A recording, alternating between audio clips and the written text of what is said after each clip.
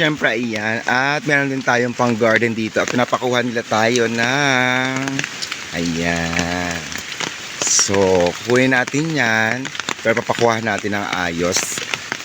Para at least tama yung pagkakabunot natin dyan. So, nagpaalam tayo. So, pinayagan tayo. So, meron tayong additional pang garden natin. Pang design natin.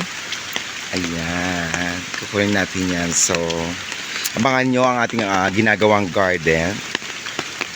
So, for the meantime, syempre, naghahanap tayo ng mga halaman na pwede nating gawin at pwedeng ilagay sa ating garden. Para syempre, mas maging maganda naman at presentable siya. So, ayan na nga. So, babalikan natin siya dahil kailangan makuha siya ng tama at ng proper para at least hindi naman siya mamatay kapag tinanim na natin doon at maganda rin ang kanyang tubo. So, ayan sila. So, ilalagay sa garden yan. Abangan nyo mga kanegra. Ayan. And syempre, thank you for watching this video. Thank you so much mga kanegra.